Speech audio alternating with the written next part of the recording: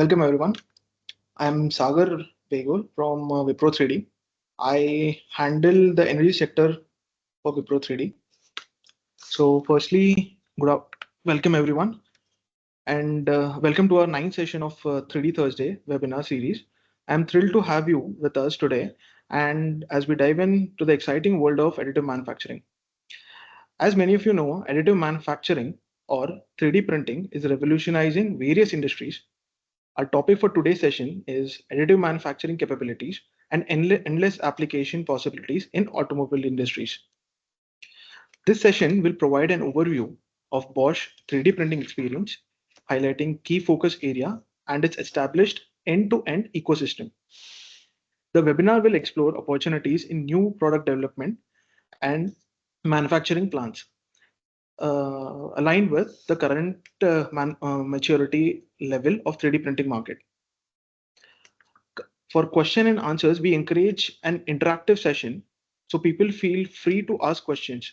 A dedicated Q&A segment will take place at the end of the presentation, but you can submit your questions anytime through the chat feature. To ensure everyone has a chance to participate, we may group similar questions together. We will address as many as allows, so don't hesitate to share your thoughts. Lastly, please note that this webinar is being recorded. By participating, your consent to the recording being shared for educational purposes. Now, let me introduce to our speaker today. I'm excited to introduce our speaker for the today's session, Mr. Anil Kumar, Technical Specialist at Bosch Global Software Technologies. Anil Kumar brings over 14 years of experience in design, manufacturing, consulting, operations, business strategy, costing, value generation, and project management. He's responsible for delivering end-to-end solutions through the implementations of various additive manufacturing technologies using both metal and polymer materials for Bosch and non-Bosch entities. So let's welcome Mr. Anil as he takes us through today's presentation. So Mr. Anil, I'll hand over it to you now.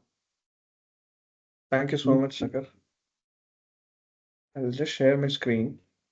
Just let me know once you're able to see. Firstly, it's really great pleasure to be part of this webinar.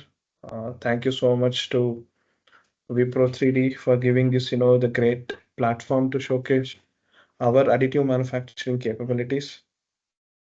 So I hope audio and video both are clear, right? Means you're able to see my screen, Sagar? Yes, Anil. Great. It's visible and it's audible. You can go ahead. Yeah. So topic has clearly mentioned. So what are our additive manufacturing capabilities and the application what we have created so far in Bosch and also the non-Bosch entities, especially when it comes to automotive industries. Quickly, what I'll do is I'll share this. This is the agenda what I planned for this webinar. As usual, let me start with Bosch overview and competencies and offerings. So how we have established based on the Bosch overview, design and manufacturing strategies, our center of competency infrastructure in terms of the printers, and what are our potential areas and who are our stakeholders, and successful use cases based on the potential areas, facts and figures, and let's at the end we'll have a Q&A session. So this slide, completely talks about, the overview of Bosch. So we are into main 4 business verticals. That is mobility solutions, energy building technology, industrial technology, consumer goods. If you look at, on the right-hand side, so the majority is, the mobility solution. So the more than, the 50%, we generate revenue from mobility solutions. Coming to the globally we have to support our work on these 4 business verticals. We have more than 428,000 associates. The overall sales revenue was generated in 2023 was 91.6 billion, and we have more than 468 subsidiaries and plants out of 468, more than 154 manufacturing plants are available across globally. Coming to India, yes, we have 38,000 employees across India. So this put together everything. I don't want to get into each and every details.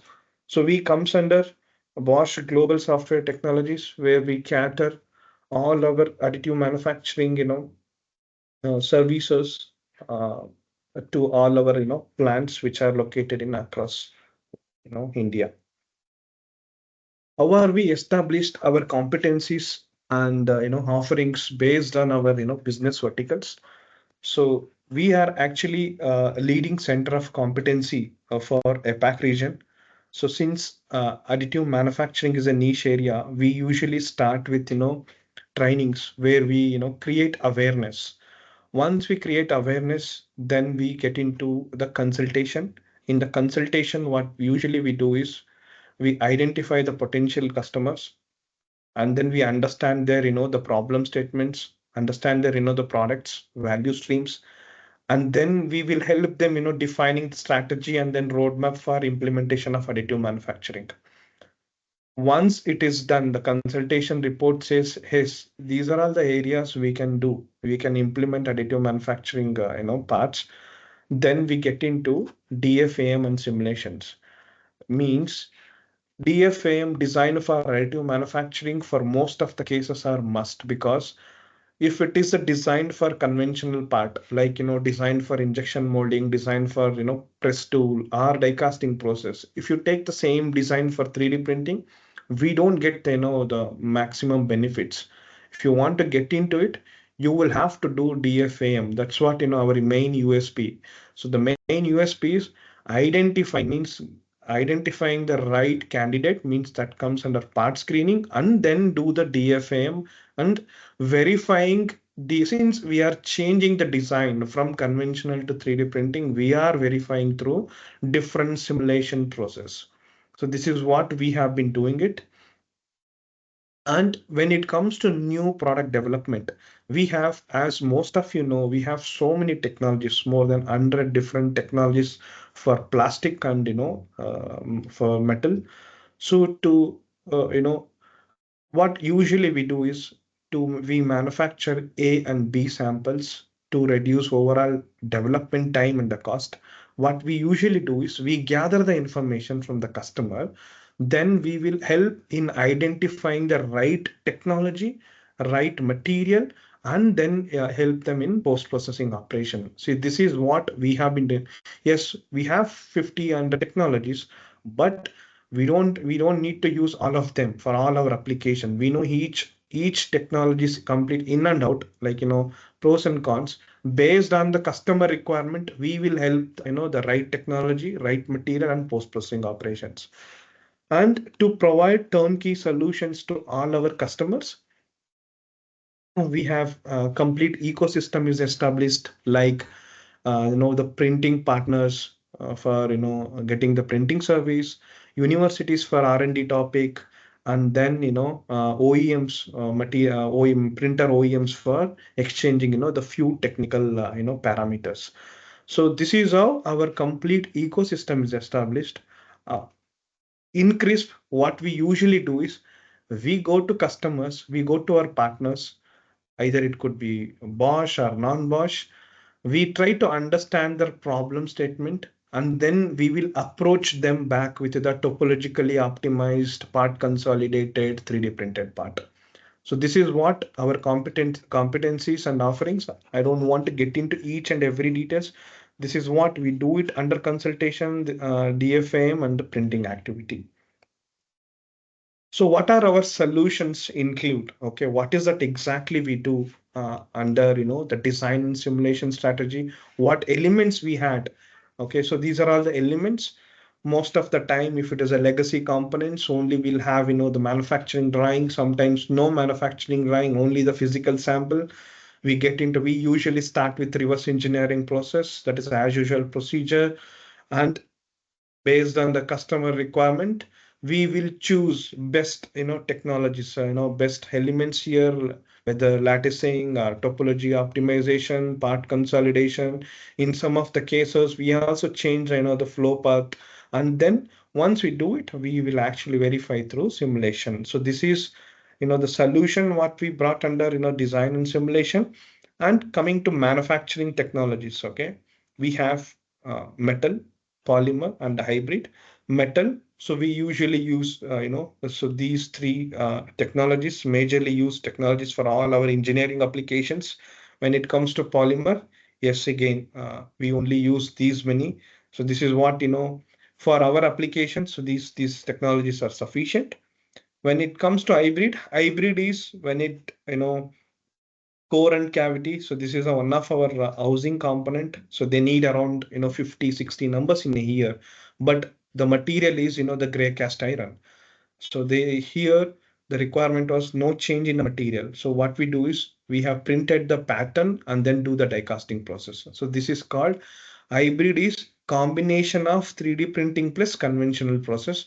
So this is for metal, and this is for plastic where few portion of the core and cavity were printed, and then you inject the real thermoplastic material. So again, this is how we have been doing it. You choose, see, design till manufacturing. So this is what we have been doing it. Coming to infrastructure, based on our competencies, based on our business verticals, based on our partners requirement. So this is how our in-house infrastructure is built so far. So this is Germany, this is India. So if you look at, we have 6 metal printers which are located in Europe, and these are polymer printers. So the latest addition was NXG 600. This is, I know, the biggest production grade printer so far in the market. So this has got 12 lasers. It can print more than 8 different materials, and this is as dimension of the component. So we have invested around approximately 6 million euros in last year. So this mainly used for printing of our low volume, our own components. So because this can print 1,000 centimeter cube per hour. So that's the reason we have chosen this printer, and this will be used even for our application, which we do the design in from India, and then printing will happen from our Europe location. And in Q2, by end of Q2, we are also getting one of the machines which is in Europe to our one of our plants. This is a EOS material, EOS printer. So this we will be getting it in another 1 or 1.5 months. And these are all the polymer printing which will be used for our new product development. So what are our the potential areas and who are all our stakeholders? So here, if you look at potential areas, we straight away when we go to plant our new product development team, these are all the areas we usually target first. End of line testing fixtures, in end of line testing fixtures. So these are all Bosch terminologies, and here these are all the use cases what we usually do it. If these are available, straight away we'll get into it with some certain inputs. And product development, A and B samples to reduce overall development time and cost. MRO divisions, where we do consumables like the machine OEM components, tools, dies, low volume spare parts, we do it, and the direct component as well. So what I'll do is, so now I'll get into the use cases which are implemented successfully in all these areas. So this is you know the manifold, cleaning manifold. See, this is our pumps. We have 3 different type of pumps we manufacture in one of our plants. Once this, since it's a die-casted component, so once it is machined, so you will have to remove the the burrs, chips, and oil before you do the complete assembly. So this machine was designed for some other application, but still they were using it, and this machine was not covering all the variants. So this they were about to refurbish this the manifolds, and we got the opportunity. We pitched in and we said yes, we can do it. But since it is a OEM component, nothing was available. We have taken these parts, and we have reverse engineered it, and then we were able to generate the 3D. From 3D, we have done the the DFM. If you look at look at the design, it is simple rectangular. The first value addition what we have done is here. If you look at carefully, there is only one hole here, one jet to clean its housing.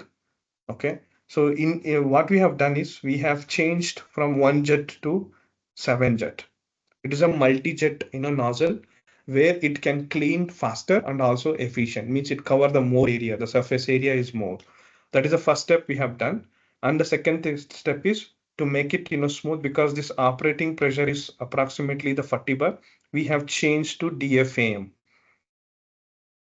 With this, once we complete the design, and we have also verified through simulation process, you can look at the the overall cost reduction was more than 70 percentage, and the lead time was approximately the OEM quotation was something 6 months, and we did it within 3.5 months. And initially this was not covered for all the variants. Now it is completely covered, and these holes were actually not matching to the holes to be clear. What we have done is we have aligned, we have done the simulation, and then now it is 100% coverage. So we had a customer complaint called the chip and dirt issue because of this manifold. Now that issue is got eliminated, and the 36 percentage improvement. If you look at from all the angles, we covered all the variants. We have reduced the weight, we have reduced the cost, we have reduced the procurement time as well, also address the customer issue. So this is how we have to look into it. When we identify the potential identify the parts, you will have to screen it properly. So this is what we have been doing it. And the second thing is this is a workpiece carrier. So here I will tell you the beauty is when I asked the customer, they said, so this is, I know, the black color wear pad. This is an imported part. So this life is 2 to 3 weeks. And the one wear pad cost around something like 8 euros, approximately 700 to 800 rupees. So this is what they said. Then we started localizing this. We came to know that this part is wearing quickly because of weight of this workpiece carrier. So this is how in the line the workpiece carrier moves. Even though they wanted to keep like 80 90 numbers in the line, because of weight of the workpiece carrier, so they were keeping only 55 to 60 number. Then we asked customer, hey, instead of looking at the part level, can we look at the assembly level? Then they said is okay, go ahead and do it. Then we have introduced topology optimization and then part consolidation. See, look at this design. This is a classical design for conventional part. This is a two-piece plate with this block. Using two screw and two dowel, they are fixed. But we have not taken we have taken the same thing, but we have removed the chunk material. We have scooped out all the unwanted material. We kept only the required material. We did the the simulation as well. And with this process, see, this is a single piece now. Because of this part consolidation and the topological optimization, we were able to reduce the weight to 0.58 from 1.1. And when we had shown the first version of the design, yes, we were able to reduce at least more than 50%. They also got the confidence. They also mentioned, if you look at this wear pad, are fixed to this plate using two screw. If they don't monitor the wear on this wear pad, the screw was damaging this conveyor belt. Now in our case, if you look at carefully, we have introduced the snap fit. There are no metal screws at the bottom. So now it's been almost more than 3 years now. The wear and the wear pad is not happened, and they were running with more than 85 numbers. And the operational efficiency in the line, initially it was 57%, now it is a 71%, and the cost of the fixture was reduced even 46%. So this is how we need to understand the pre-assembly and the post-assembly. When we give solution to the customer, you consolidate everything and then give the solutions.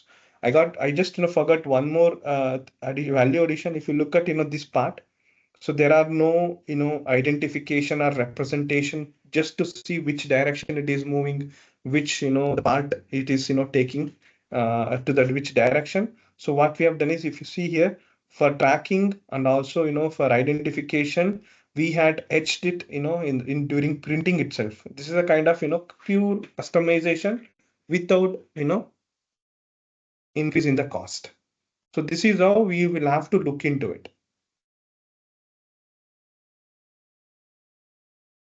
This is the same application, workpiece carrier for a different application of fuel injector. If you look at here, uh, the thing is, usually we convert from metal to plastic. Here we had to convert from plastic to metal, because the plastic based life was only 2 to 3 months. So they said, can we look into this? So what we have done is, since injection molded the base plate, so we have to change to metal to get the the life in, to increase the life. We had to go with this kind of bionic shape. So we had done the topology optimization, we had changed the design, and we printed in aluminum. And the rest of the parts, the remaining parts were good candidate for the conventional part. Only we have changed the base from plastic to metal. We will be always don't think that everything has to be given, the solution has to be given through 3D printing. Yes, it is always it should be combination of 3D printing and then conventional process to win the maximum projects. Means conversion hit rate has to be more, right? So in that case, this additive manufacturing and the conventional process both have to be adapted. This is a coolant nozzle for one of our grinding application. So this is the two-piece construction in metal. This is operating pressure is 6 bar. So here the issue was the flow was turbulent, and this was the flow was again the flaring. It was not falling onto the grinding tool and also onto the product. So then we have changed the design for DFM, and then we ensured that this is going to fall onto the product and also onto the grinding tool and the laminar flow. We changed from turbulent to laminar flow. So due to this, the grinding, the cycle time got reduced per part 49 seconds from 72. And every day, every shift, the rejection because of this, new tempered zone and the new hardened zone rejection rate was 10 percentage. So now with this change, the rejection rate came down to 1 percentage. And this was printed in PA12 material using MJF process. So this was in metal, because metal was literally overqualified material for this application. This again, they have been using it from last 2 years. We recently got the another order. The same nozzle will be used for remaining 10 machines. So this is how we have been doing it. So now we have, seen the parts which are at the plant level, and those are actually low volumes. We understand, their problem statements, and then, we have given the solution low volumes, it kind of, indirect parts. Here, to produce our own component, this is diesel fuel filter. This is a component. So if you look at, the current injection molding process, so this is how the cooling channels were designed for conventional. When this was there, so the cooling time was, since it's the cooling time was more, and they had issue with the sealing diameter, and the circularity was not able to meet within zero point 0.1 mm. So that's a reason we had to go with conformal cooling. Here the core and the cavity were printed using 3D printing process. So I don't have the image of this the core and cavity part which are printed, but this is how we have done. And then we were, most of in injection molding, the cooling time at least constitutes 70 percentage of the time. If you reduce it, then you can produce more components. Here, because of this conformal cooling, we were able to reduce the 37 percentage, and the circularity, the sealing diameter was reduced to 0.1 mm. We are able to achieve as per the requirement. This was done almost the 4 years back. And now we have seen the low volume indirect parts which are helping to manufacture the direct parts here. So this is the direct part. So this is our housing cover for our VE pump. This is a direct part, and the requirement was aluminum material, and the quantity required was 20. So we have printed, and then we were able to deliver to customer as well. Due to some confidentiality, I don't want to bring all the details here. And when it comes to hybrid manufacturing, so this is, the core and cavities were printed, and then inject, we have injected, the real thermoplastic material. So this is also mainly used for new product development team. So we do a sample with, using different 3D printing, technologies. When it comes to B sample, some of the customer say we will have to perform reliability field test. And that case, they say, in one of the cases, this is a PA66GF30 material, and they have this, terminal pins. This ring has to be over molded. In this case, again, core and cavity was printed. The core and cavity is a combination of metal and, plastic.